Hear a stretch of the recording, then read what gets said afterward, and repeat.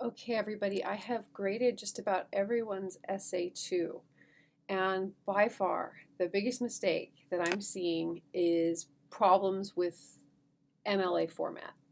So I wanted to go over what MLA format is and what it looks like. So I'm using Word in my Mac, but it doesn't matter really what word processing program you use. It's going to look the same no matter what. So the first thing that I want everyone to pay attention to is your font. The default font for Word, the way it's set up on my computer, is Calibri.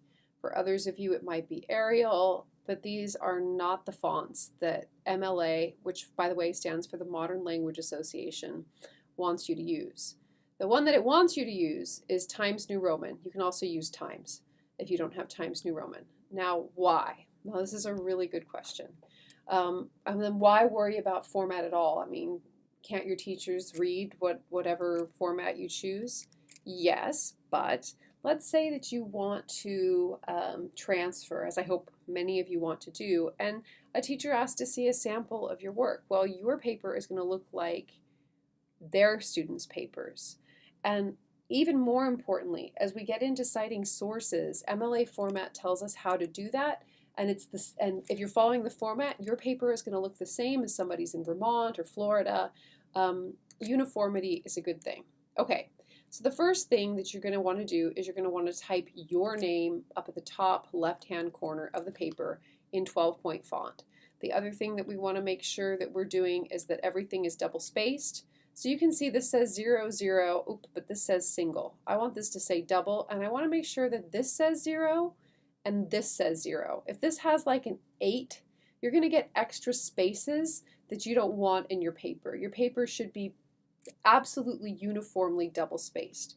And the way that I did that in Word is I went up to Format and I selected Paragraph and then double space. So now I've got everything double spaced. Okay, so let's invent a student.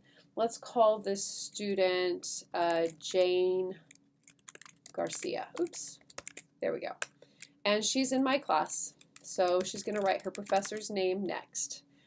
She's going to make sure she spells her professor's name correctly.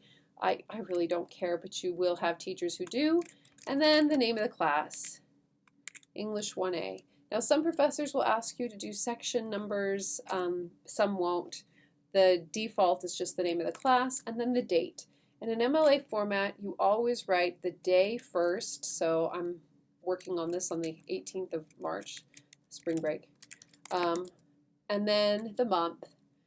March is a short month, so you can write out the whole month. And then there's an email. Then the year. Okay? Don't forget a title.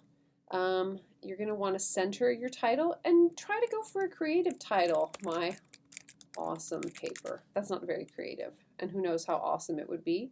Then you're going to want to indent. And this is where you would begin the first paragraph of your paper. Don't forget to include page numbers with the proper heading. Now, I haven't done that yet. I'm going to want to insert a page number up here with the student's last name in front of it. So let's take a look at how I do that. Here I can go to Insert. I'm going to pick page number.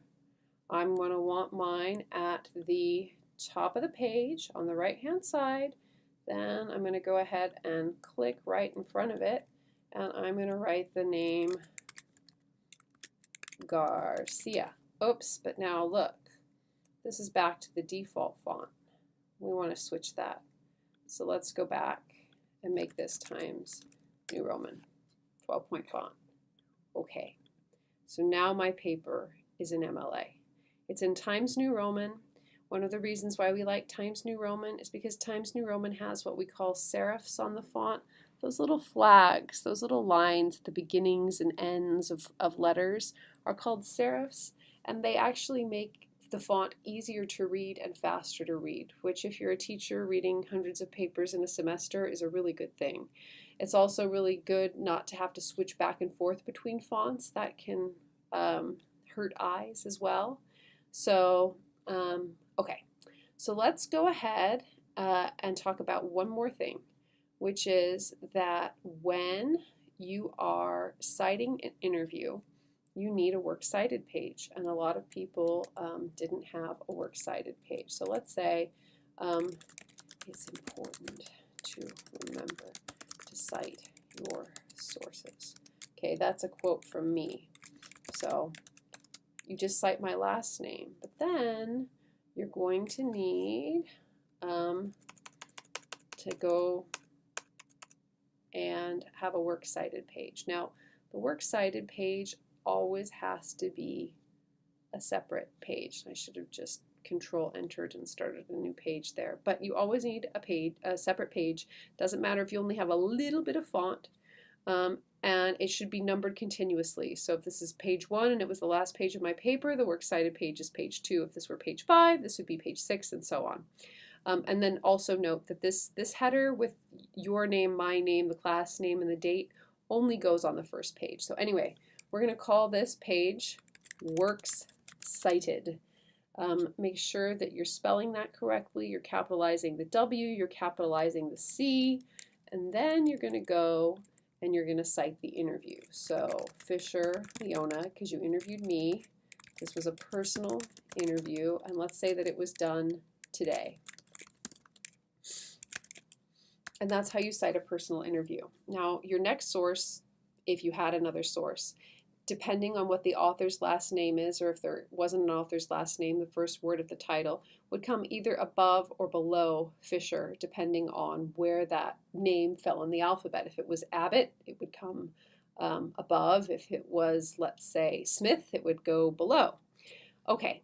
We're going to be talking a lot more in Essay 3 about different kinds of sources, including web sources, but I wanted to go over this because, as I say, these were the most common issues that I saw in Essay 2.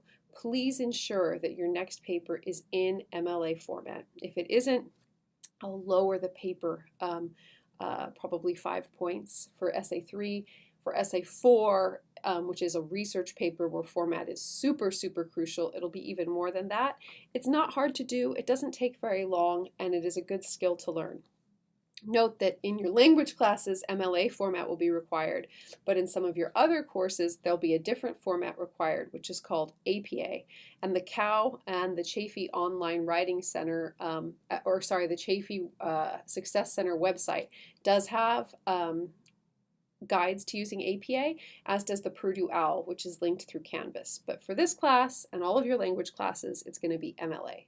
Okay, I hope this was helpful, everybody, and have a great rest of your day.